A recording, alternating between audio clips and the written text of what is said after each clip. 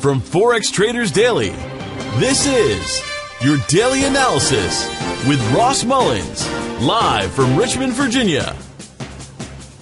Hello everyone, this is today's video analysis for April 4th, 2018. Today I want to do something a little bit differently and walk through each of the U.S. currency pairs as we anticipate significant news over the next few days and look at some of the setups we might be anticipating happening as we look through each of the U.S. currency pairs. Of course, today we have at 8:15 a.m. Eastern U.S. time ADP non-farm employment change. That has the potential, if there's a significant deviation, to have an impact on the market. We have ISM non-manufacturing PMI as well today. Crude oil inventories, but probably most important for us is going into Friday. Significant news with non-farm payrolls, earnings, and unemployment rate popping up on Friday, which could significantly have a volatile impact to the market. So we want to make note of all of that news. Now, let's take a look at several of the U.S. currency pairs and see what setups we have. Starting here on the USD CHF, we can see the uptrend, the rising black trend line. Within the pattern of that trend, we've been discussing the falling periods within there. We fell back and rallied, fell back and rallied, each one of these short black trend lines. And recently we've done that again. I zoom in one time, we can see the fall back to the green zone and rally to the pink zone. Currently sitting just underneath the pink zone, 98.85, or sorry, 95.85, 96.10, that's the pink zone. We also see the 100 period moving average sitting here. So we're at resistance within the uptrend. Not a great place to buy or go long at resistance or under resistance. It would need to break through that resistance and the 100 period moving average before we'd have confidence in the continuation of the uptrend. So not really a good buy opportunity. Either needs to dip back down or break through before you buy it, and no real reason to go short here on the dollar franc. We go over here to the euro dollar. We can see, let's just zoom it in one time. You can see these four black boxes that you see here on the chart between the yellow and the pink zone. Periods of congestion, resistance, and support between the yellow and the pink zone. Currently sitting at the pink zone. We need to be watchful for a breakout. Obviously, it hasn't done it yet. We see it challenge and test, and no real solid breakout underneath this pink shaded area. So that's the next thing we're waiting for. It needs to break underneath 122.70 before we have confidence that it's going to go down to the green shaded area. And you can look back here where the blue boxes are and see that under the pink zone it went to the green zone. So we needed to significantly break out underneath there. We don't want to fall prey to a false breakout like what happened here with the circle is. So you can see multiple opportunities underneath the pink zone and then turned back around and went back up. So these were false breakouts. We don't want that. We want a real breakout. So we need it to break through 22.70 before we have confidence it's going to continue to go down. Otherwise, a bounce off of here again, and let's say poor news out of the US, we see this take a rise back higher to the yellow zone or higher for the euro dollar. Moving on to the GBP USD, let's go ahead and just zoom it in a little bit here.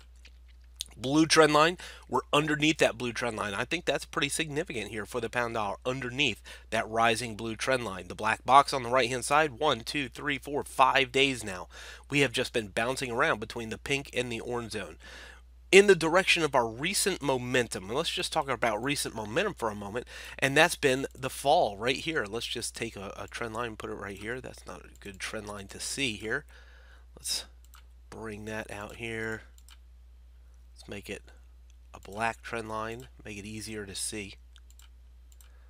So we see this black trend line, and recently we have fallen lower high, but we haven't continued that trend. So if we're going to sell this, the best place to sell it would be the pink zone, obviously, for the past 5 days, or the next thing we're looking for is the breakout under the orange zone. So sellers under the blue trend line, under the black trend line, are looking at the pink zone or under the orange zone for a lower move. And that would be a positive move for the US dollar. Otherwise, breaking above the pink zone shatters that expectation. We look for it to go back higher again. So look at this, 5 days inside of here, selling the pink zone under the orange zone. If you're a buyer, potentially buying the orange zone, but be cautious on that for the pound dollar. Take it over to the USD CAD. Look at this blue box over here as well. We see a lot of support here at the orange zone. For the past couple of weeks, the orange zone 1.2805, 2830, support, support, support, bouncing up, support, support, holding there. Look back here, blue circle, black circle, support.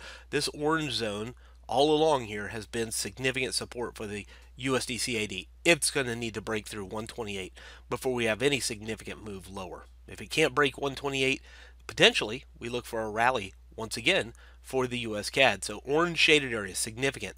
It needs to break it to go lower or give us some clue to reversal for it to go back up again for the dollar CAD. US yen, we've been bouncing back and forth. Look at this black box down here. It's been bouncing back and forth for the past several weeks. We are above the blue trend line. I think that's very interesting. We're above the blue trend line. Maybe a clue to future potential trend change. Maybe that's our first clue to it.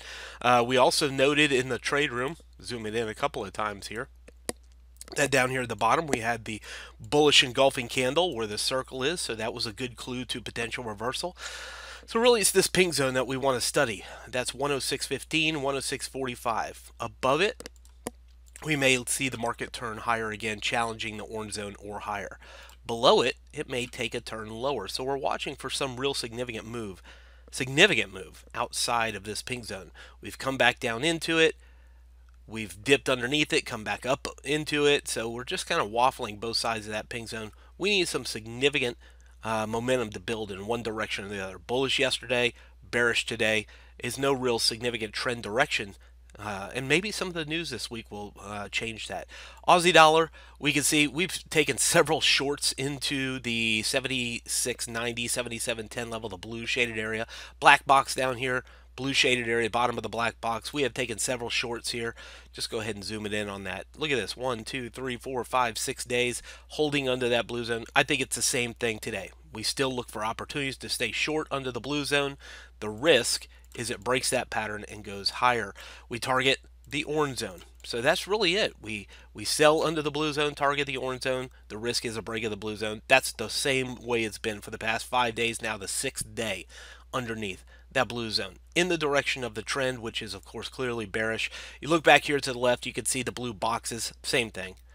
Resistance blue zone, support orange zone. So we know that that's really the same strategy that we would use today that we used yesterday and the day before that. Selling the blue zone, targeting the orange zone. New Zealand dollar, we did peak now above the triangle pattern that we discussed yesterday. We could see a little bit above that, above the blue shaded area. You know, it's been above it before. Right here where this circle is, you can see we were above it and suddenly reversed and went back in the other direction. So I think that's something that we need to remember. It's been above it before. So just because it's above it right now does not necessarily mean we're going to look for it to go higher. Now we're watchful for that. Staying above 72.70 could continue to pressure higher. We need to watch for breakout clues to that. But it's possible, even as you see here at the black circle, we see tomorrow reverse and get back underneath. So we need to watch for one of two things. Either it stays above 72.70 for a turn higher and above the triangle pattern that we discussed yesterday, or it suddenly reverses, gets back underneath, and starts moving lower as it did back here on the left-hand side. So watchful here. Take it down to the 4-hour time frame. We do see a couple of candles above the blue shaded area, but they were here as well. So we still need to be watchful. Either it stays above and rallies to the pink zone, or suddenly reverses, and news could cause that. You know, we all know that news could cause sudden movements in the market, and so news could be the catalyst that drives it back under that blue zone. If that's what the market's going to do, we need to be watchful for that, just like what happened here for the New Zealand dollar. From Forex Traders Daily, this has been your daily analysis with Ross Mullins. If you would like to get Ross's analysis on all the currency pairs he's watching and all the trades he takes today, join him in his live trade room by clicking on the link below. Please leave any comments you have about today's video in the comments section below.